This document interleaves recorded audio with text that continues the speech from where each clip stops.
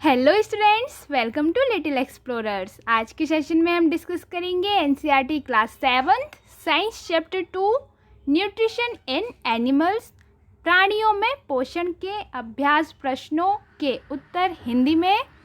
और इस सेशन में हम जानेंगे इस चैप्टर के सभी प्रश्नोत्तर, रिक्त स्थान, सत्य असत्य, मिलान आदि। तो चलिए स्टार्ट करते हैं आज का सेशन। सबसे पहला क्वेश्चन है आपका, उचित शब्द द्वारा रिक्त स्थानों की पूर्ति कीजिए। जो यहाँ पे रिक्त स्थान दिए गए हैं हमें उनमें शब्द भर के इसकी पूर्ति करनी है। फर्स्ट है आपका, मानव पोषण के प्रमुख चरण हैं। मानव पोषण के प्रमुख चरण हैं अंतर्ग्रहण, पाचन, अवशोषण, स्वांगीकरण एवं निष्कासन। सेकंड है आपका, मानव शरीर की सबसे बड़ी ग्रंथि का नाम। तो मानव शरीर की सबसे बड़ी ग्रंथि यकृत। थर्ड है आपका, आमाशय में हाइड्रोक्लोरिक अम्ल एवं स्राव होता है जो भोजन पर क्रिया करते हैं। तो हमें यहाँ पे एक रस का नाम लिखना है जिसका नाम है पाचक रस। नेक्स्ट है आपका, क्षुद्रांत अर्थात छोटी आंत की आंतरिक भित्ति पर उंगली के समान अनेक प्रवर्ध होते हैं जो कहलाते हैं। तो हमें यहाँ पे फिल करना है दीर्घलोम या फिर रसांकुर भी कहते हैं। अब है आपका लास्ट, अमीबा अपने भोजन का पाचन करता है। तो यहाँ पे क्या हो जाएगा, खाद्य धानी।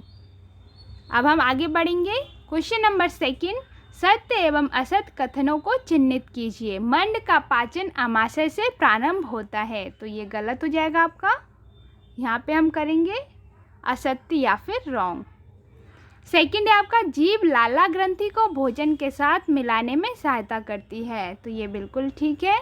जो जीभ है वो लाल ग्रंथि को भोजन के साथ मिलाने में मदद करती है। पित्ताशय में पित्त रस अस्थायी रूप से भंडारित होता है। ये भी बिल्कुल सत्य है, पित्त रस का निर्माण होता रहता है। नेक्स्ट है आपका, रूमिनेंट निगली हुई घास को अपने मुख में वापस लाकर धीरे धीरे चबाते रहते हैं। ये भी बिल्कुल ठीक है। रूमिनेंट ऐसे जानवरों को बोला जाता है जो कि भोजन या फिर घास फूस जो भी वो खाते हैं वो एक बार खाने के बाद फिर दोबारा से वो मुंह में लाके उसकी जुगाली करते हैं, अर्थात उसको फिर से चबाते हैं। जैसे कि गाय और भैंस को आपने ऐसा करते हुए देखा होगा। अब हम आगे बढ़ेंगे। क्वेश्चन नंबर थर्ड, निम्न में से सही विकल्प पर सही का चिन्ह लगाइए। तो फर्स्ट है आपका, बसा का पूर्ण रूपेण पाचन जिस अंग में होता है वहाँ है। तो हम सबसे पहले इन ऑप्शंस को रीड करेंगे। ऑप्शन है आपका, आमाशय, मुख, क्षुद्रांत का अर्थ होता है छोटी आंत, और लास्ट आपका है बृहदांत अर्थात बड़ी आंत।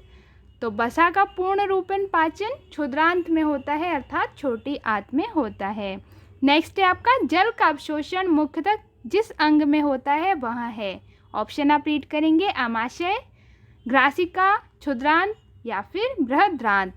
तो जल का अवशोषण बड़ी आंत में होता है जिसको हम बृहदांत भी बोलते हैं। अब हम आगे बढ़ेंगे। Next question number 4, column A में दिए गए कथन का मिलान कॉलम बी में दिए गए कथनों से कीजिए। कॉलम ए में हमारे पास है खाद्य घटकों के नाम और ये है पाचन के उत्पाद।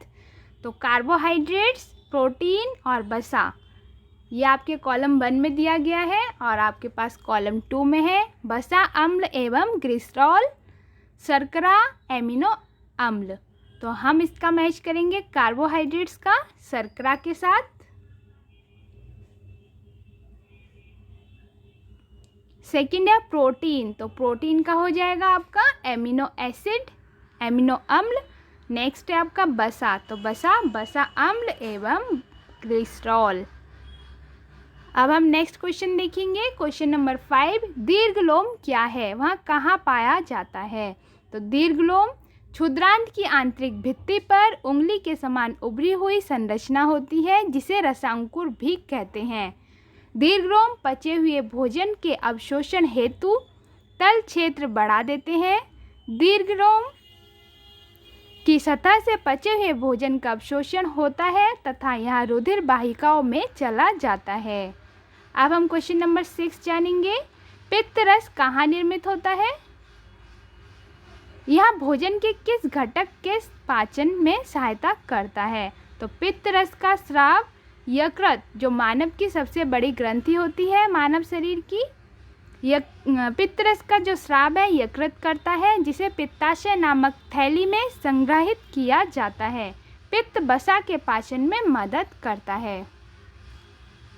क्वेश्चन नंबर 7, उस कार्बोहाइड्रेट्स का नाम लिखिए जिनका पाचन रूमिनेंट द्वारा किया जाता है परंतु मानव द्वारा नहीं। इसका कारण बताइए। सेल्यूलोज एक प्रकार का कार्बोहाइड्रेट के पाचन के लिए अधिक समय की आवश्यकता होती है। रूमिनेंट की आहार नाल मनुष्य की आहार नाल से बड़ी होती है, इसीलिए सेल्यूलोज रूमिनेंट द्वारा पचाया जा सकता है लेकिन मानवों या फिर मनुष्यों द्वारा नहीं। अब हम जानेंगे क्वेश्चन नंबर 8, क्या कारण है कि हमें ग्लूकोज से तुरंत ऊर्जा प्राप्त होती है? तो हमें ग्लूकोज से तुरंत ऊर्जा प्राप्त होती है क्योंकि कोशिकाओं में ग्लूकोज ऑक्सीजन की मदद से कार्बन डाइऑक्साइड और पानी में आसानी से टूट जाता है और ऊर्जा निकल जाती है। इसी प्रोसेस से हमें ग्लूकोज से तुरंत ऊर्जा की प्राप्ति होती है। अब क्वेश्चन नंबर 9 है आपका, आहार नाल के कौन कौन से भाग द्वारा निम्न क्रियाएं संपादित होती है?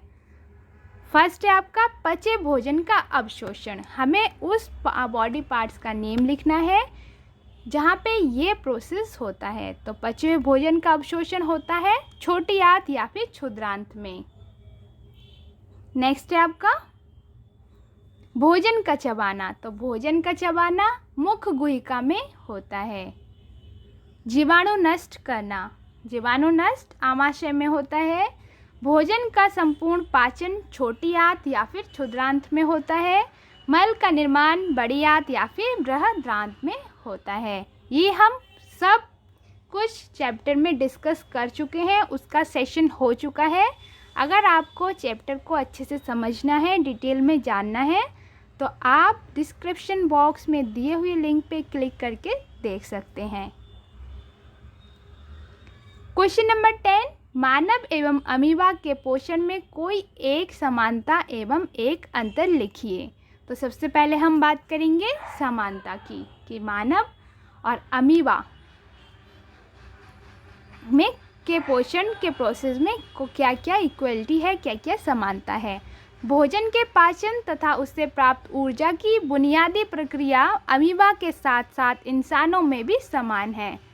अमीबा में भोजन में पाचन रस स्रावित होता है और भोजन पर कार्य करते हैं और इसे सरल पदार्थों में तोड़ देते हैं। धीरे धीरे पचा हुआ भोजन अवशोषित होता है।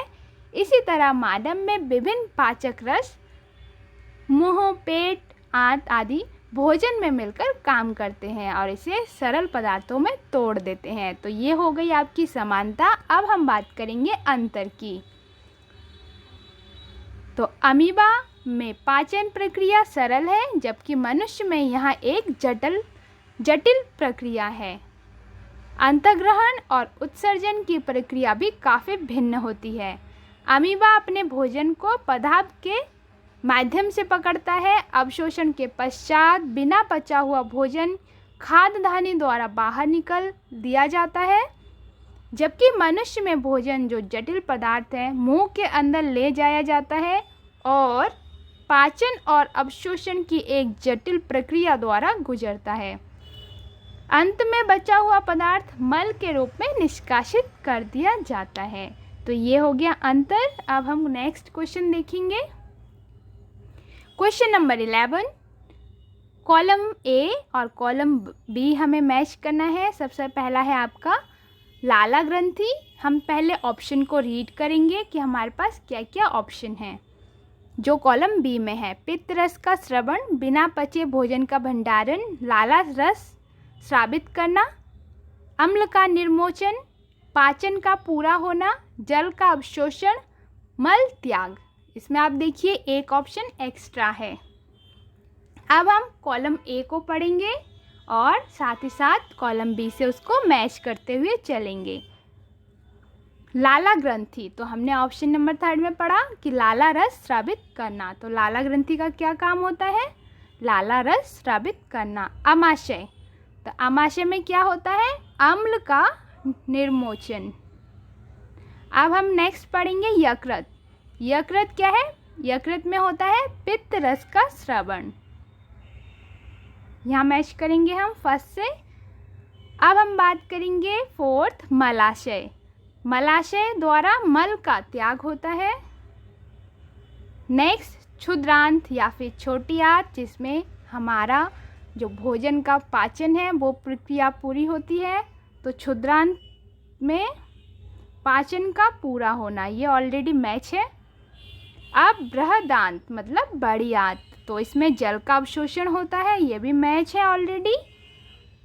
और बिना पचे हुए भोजन का भंडारण, अगर आपको यहाँ से बिना पचे हुए भोजन का अवशोषण यहाँ है, यहाँ पे मैच्ड है। अगर आपको यहाँ से करना है तो आप कर सकते हैं।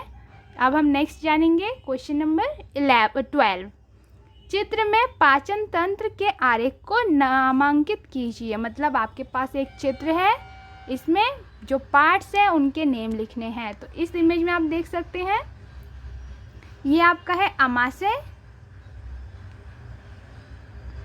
ये आपका अग्नाशय, ये छोटी आंत क्षुद्रांत, ये बड़ी आंत बृहदांत, ये आपका मलाशय, नेक्स्ट नीचे है आपका गुदा, और ये आपका है पित्ताशय, और ये है आपका यकृत। यकृत मानव शरीर की सबसे बड़ी ग्रंथि होती है।